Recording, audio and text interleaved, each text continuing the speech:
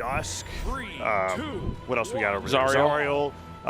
And Lin Fei. You don't see these characters anywhere. We have character specialists galore, and Sandstorm was the Mordex character specialist for a while, and Impala only recently switching over to this Koji from Kaya as he's looking for that high dex bow and looking for a little bit more power behind his signature. So here we go into game number 1 on Small World's End, Sandstorm versus Impala. It's a very interesting difference, I think, in Winners Finals comparison to what we have in Elimination Side Semis. Very high-paced legends. We got Koji really pushing forward here as Impala has been playing with the sword, very stacked, very on top of his business as he takes the first stock with that signature. Yeah, nice job being able to hit with that neutral signature. Sandstorm doing a wake-up gravity cancel D-light, looking for a jump, and Impala holding his ground. In general, I think that when it comes to the sword, neutral sig will probably be his bread and butter, and then when he's over on bow, down sig will be what he's looking for, because he has such a play style where he likes to punish people landing on him and being stacked. Right, side light and a neutral light coming through. Down sig going to just spike him though. Can he make it back? No. Weapon throw gets that recovery, and we're right back to 2-2. Yeah, Sandstorm keeping up with the tempo so far, but Impala really driving forward with this sword, and I really do appreciate this kind of change of pace from our previous set in Radish. These two players are just locked and loaded and ready to get into this one as Sandstorm goes high there, almost getting the recovery. If you find a recovery there, that's a KO. You have to be very careful on Small World's End for that reason exactly. Yeah, and then he didn't get the downlight on the way back. Ooh, D-light there, side air getting 3 hits there instead of 2. Impala now using his dash stance to try to get Sandstorm to come through, wall slip activating, and both players missed their first attack with a Daryl, sent Sandstorm right back off the side of the stage. He can't figure out how to make it back. Dodges through the down sig, reverses the situation. Impala stares right back to the middle of the stage. Who's going to take the first stock here? Impala just needs a good downlight. I mean, just a Sair recovery would be fine here too. Just looking for that downlight or the finisher. The side air does come in, the weapon toss off the dash jump. Too much momentum there. Sandstorm getting the end light into the weapon toss, and there it is. GC downlight into the neutral, heavy on the unarmed. Yeah, a little overkill there, but he manages to make it work. And now not too damaged. Sandstorm hits him away with a nair. Gauntlets picked up. Sidelight recovery. That's it. Okay, that's going to be the stock. And I'm constantly reminded how low the ceiling is here on World's End. Yeah, you saw Sandstorm immediately going for sidelight recovery after Impala tried a GC downlight to get back to center stage. Very smart choice from Sandstorm, realizing, hey, this is my moment to get the confirmed KO. I'm going to take it, and these two players are going to be so on top of moments like that. Sidelight hits. Goes for weapon throw, gauntlet pick up, there afterwards, down, taking a low damage, goes for gravity cancel D-light, maybe looking for like a recovery or a dodge up. Either way, Impala manages to make it back and takes the damage lead again. Oh, it's so close here, PJ. Really, really tough as Sandstorm throws away his gauntlets, and Impala does the same, throwing away his bow, and the Haymaker comes in trying to disrupt Sandstorm's Scythe game plan, which is very aerial-based so far, hovering right above that short hop height and just kind of holding on. Impala getting hit by the end light into recovery, has to recover, avoids the downlight, so clutch.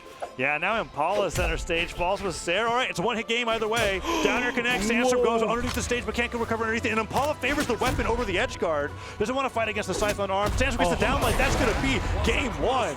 And even the Brawlhalla announcer there, like, giving off a sigh of relief because Sandstorm was touching the blast zone, underneath the stage, couldn't recover underneath. I think the pivotal moment there for me was when Impala went for a weapon over wanting to fight Sandstorm unarmed. And I think it's hard to make that call in the moment. We're going to see that here in this replay. There's that sidelight recovery, knocking out as soon as possible. Yeah, he ends up just getting right back, gets to the edge guard, and we saw like, what, 3 of those downlights with over the duration of game 1, and then the final one managed to connect. But Sandstorm was looking for those all game. It's interesting because, as you were highlighting, like foregoing the edge guard there, I feel like on sword, when you have someone that low down beneath the wall, you have to go for moments like that. You have to go for something, and a little bit more scary than just a weapon toss. Because I think the weapon toss, it just took too long. You get back on the stage, and then now Sandstorm's able to get back comfortably. I feel like you got to keep the pressure up there. But it's easier said than done versus Sandstorm on the Scythe. The reversals are a very real threat. Yeah, and we're just going to have to see how game 2 plays out because that was last hit, last stock, and I expect that trend to continue between these two players. Impala's going into game number 2, back to World's End. Sandstorm on the gauntlets, Impala looking for a sword, picks it up. What's he got here? Goes over one end light, and Sandstorm with a perfectly spaced down light. Gets so much damage in there. And the Sair, another whip, down light, side light. Goes for gravity cancel side light, and just barely stopped by the down air, but this is all Sandstorm in stock number 1. So good at bursting into Impala's range and just covering when Impala tries to take to the sky for some reprieve. No soft platform to hide above. Neutral light? Anything else? Oh, he gets nared. I thought Sandstorm was going to take him to the side of the stage, but no, just goes for the side air instead. Opts for the edge guard. Intelligent play from Sandstorm there. It's always interesting to me to watch when he decides to, like, okay, even though this might lead to a combo, I'd rather just have the edge guard because that's where I'm confident right now. And he chose to send him off stage with the Nair so that he could get the Nair knockout.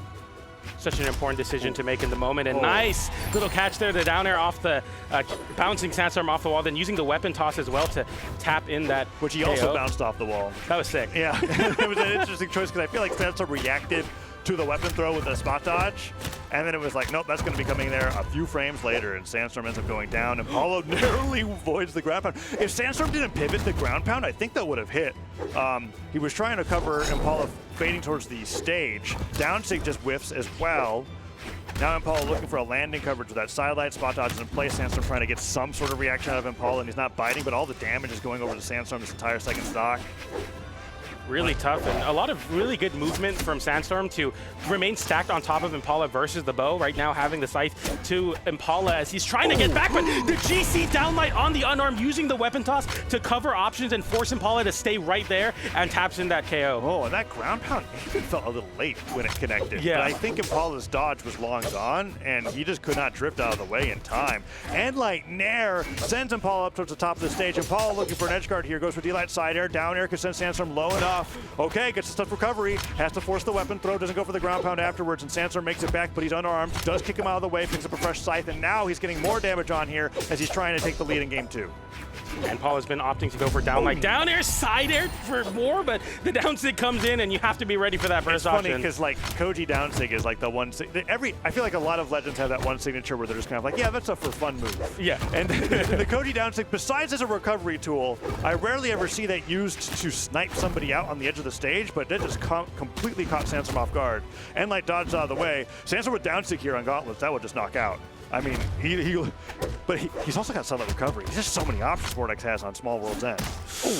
Okay, the downer from Impala running back to the center, but has to give the corner, or take the corner once again as Sandstorm is just throwing out these hitboxes, gets the end light into the recovery very, very late, but it still found a connection, and that's Sandstorm taking another game. Yeah, Sandstorm going down there, Sandstorm taking the game at number 2 over Impala. Really well played so far. I wonder if Impala's going to be leaving open World's End. I imagine he will be. It just seems to be like every few tournaments there tends to be a stage where everybody's just like gentlemaning to and just going to over and over again. And right now it feels like that's World's End. Sometimes it's Apocalypse, sometimes it's Fortress of Lions. But so far everybody just wants to play on the stage where I guess you get knocked out in orange. And here we go into game number 3. No changes from Impala and Sandstorm. I think these have been their locked-in mains for the better part of 2024. Yep. Sandstorm hasn't experimented with Greatsword or Arcadia that much ever since. He's just been like, yep, I feel like Vortex is the character that I want to play for the rest of the year. And Impala has been on Koji for a good few events now. So let's see if Impala is able to bring this back. With one more win, and Sandstorm goes in the grounds. I like this movement from Sandstorm once again, really highlighting the gauntlets into the sword, but I mean, it's so easy to kind of forget that Impala is just so willing to start hitting buttons as soon as Sandstorm gets in his face. It's very different than the bow. Sword can fight stacked, and Impala will do it very well. Yeah, the one thing that I haven't seen a lot from Impala's bow, wait, edge guard here. Weapon throw, gets the dive kick, chase dodges all the way up, goes to the downsig. I was about to talk about how Koji's bow signature kit is what I thought Impala was going to be leveraging in this game against Sandstorm. I've seen no side sig snipes. I've seen no neutral sig snipes of Sandstorm's landings, and I have not seen any down sig knockouts. And Sandstorm turns that edge guard super damaged into his favor and takes the lead in game number 3. Yeah, we need to see something from Impala to force this game for us. Sandstorm has a scythe in hand and has control of the weapon, catches the jump or the dash jump to try to pick up the weapon with his scythe down air, and man, this is a spot you don't want to be. Sandstorm, one of the best players, had weapon starving in the entire game. Yeah, unarmed Sair, that's not going to knock out, and now he throws his weapon away. So Impala now unarmed against Sandstorm, looking for a sidelight. I don't even think that would knock out. Oh, Impala, neutral light, not knocking out from center stage. Choosing to go at it with the sword. You're going to throw this weapon away too?